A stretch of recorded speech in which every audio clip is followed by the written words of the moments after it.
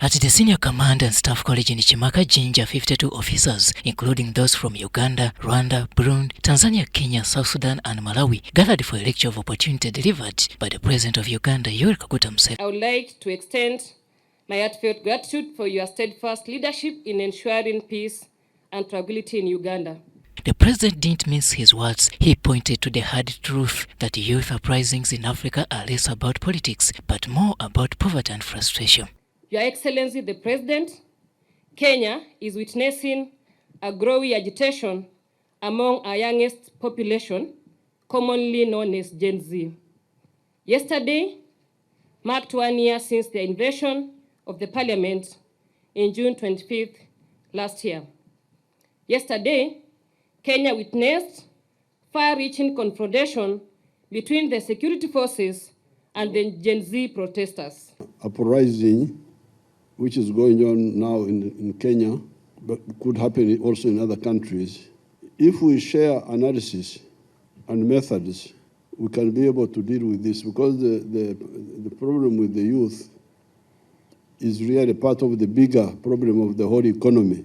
And the root cause, according to Museveni, is lack of clear, homegrown strategies for wealth creation. I would like to understand, Your Excellency, how your leadership is preparing Uganda for potential shifts in youth engagement and activism.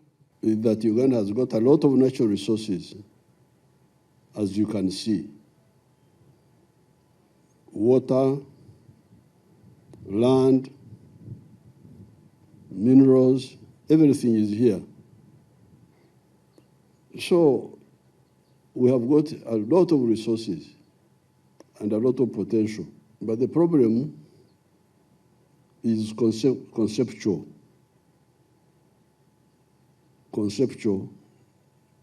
How to develop these resources.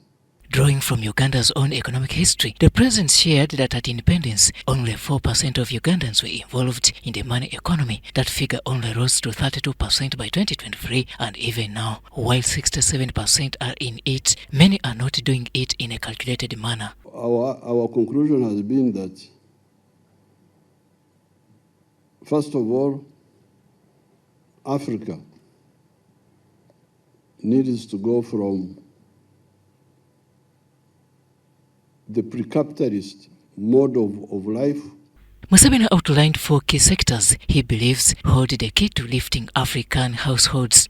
So jobs cannot come by themselves. Jobs will come up because I am a farmer. I have used my land to create wealth. Cows, farming, what, and in the process, I can employ 10 people, 20 people, and so on.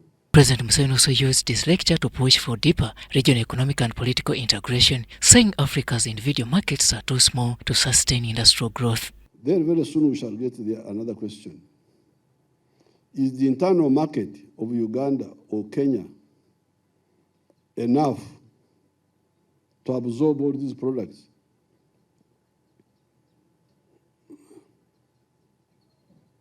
Of course, the internal market is not enough. Gen Zs shouldn't be routing over local issues. They should be pushing for East African integration. That is where the future is, Museveni re-emphasized. Museveni also urges that the African integration market is key to creating industries, jobs and security across borders, and urged officers to see Pan-Africanism not as a theory but as a practical path to prosperity. We need to work up a bit now. Already we have surplus of so many products. Sugar, surplus. Milk, surplus. Cement, surplus. Surplus of some maize.